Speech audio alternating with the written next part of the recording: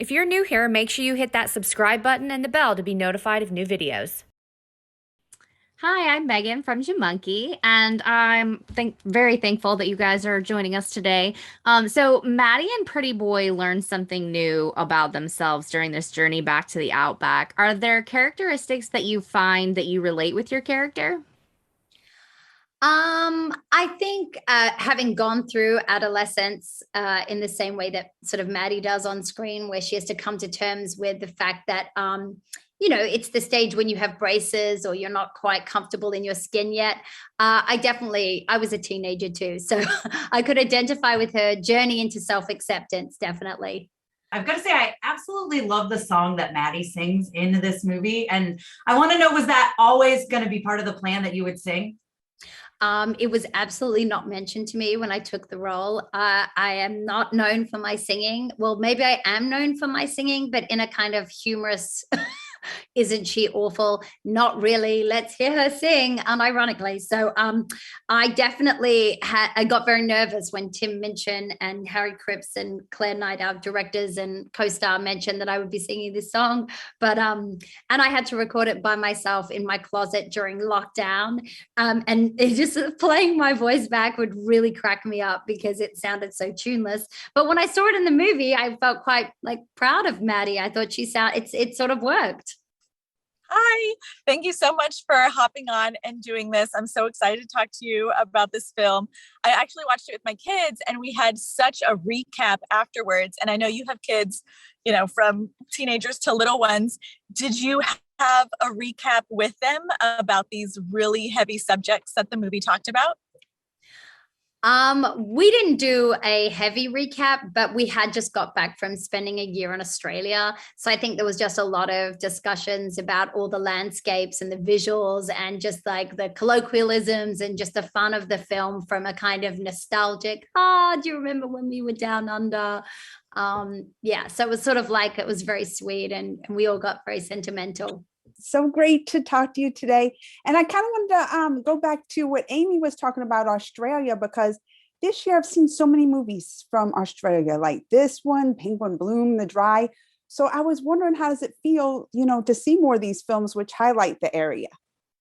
Well, I think those movies always get made, and I tend to see them because I'm Australian, and often I have friends or just their stories that I grew up with or books that I loved when I was younger. So I tend to sort of stay plugged into the Australian film industry. But yeah, it's exciting to see so many great movies. I really enjoyed The Dry. And I'm just really proud to be able to sort of play a character with my own dialect that celebrates Australia in this way. And I'm excited for the rest of the world to get excited about deadly creatures down under. I loved the movie. Normally I'm the type of person who would love the cuddly koala and, be petrified of the snake like most people, but I fell in love with Maddie. Oh my goodness. She was so sweet. I would love to know what drew you to her character. What made you want to be part of the film? Um, I sort of loved the story of someone who's kind of unaware of the fact they're being exploited in this zoo scenario and then sort of made to feel ashamed for something she can't control, her fangs and this venom that's, she was born with. And I just love the fact that in her search for sort of self-identity, she learns that kind of her family are the people that she's journeying with rather than, who she was born with. And there's something about, I think just that journey for her that I found really charming. And then I had known Harry Cripps, our writer, director, with Claire Knight, I'd known for a few years. So we had almost worked together on a different project also about an Australian story. So it was also, it was a great opportunity to work with him during lockdown and to do my own dialect and just the fun of acting alongside Tim Minchin, who I've always been a fan of, and Eric Banner. And, there's such a wonderful Guy Pearce and Jackie Weaver and just these wonderful Australian actors that have collected for this story. Hi again. You talked a little bit about recording the song in your closet, but did you get to meet any of the other cast or actually record with any of the other cast, or was it all completely solo? It was all completely solo. But actually this specific movie, more than other animated movies I've done, there were more people on the Zoom. There were more voices involved, which felt good. Yeah, I think that no, in fact, I saw Tim Minchin when we first arrived in Australia, in Sydney, and that was our first kind of chat about the fun we'd had on the project.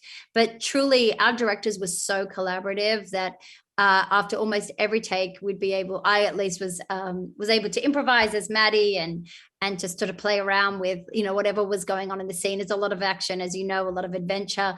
And it was fun to kind of, wriggle on the floor, because it's sort of, you're in your closet, but you're pretending you're sort of trapped, or you're cuddling something, or you're hanging from something. And so no one can see you. And so you just find yourself upside down in your own closet. It's a bit silly. So when we spoke to Harry, he was mentioning how he used to visit his grandparents and see a lot of these creatures on the regular basis, taipans and things like that. So I'm wondering, did you have any crazy pets growing up, or were you ever around some of these dangerous creatures back in Australia? I mean, I was pretty heavily swooped by a magpie after school every day. She definitely bullied me. I wasn't aware I was walking underneath her nest, and I would have to sort of lie flat on the scorching hot bitumen road to stop myself being pecked until my dad would sort of come looking for me.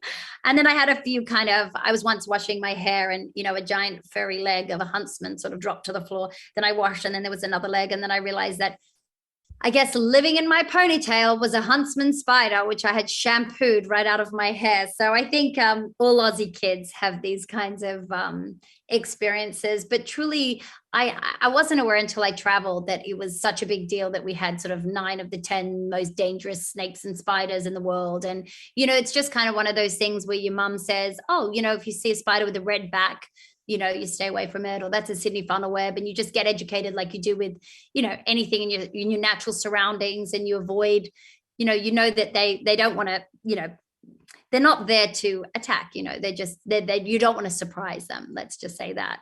Thank you so much. Bye. Thank you.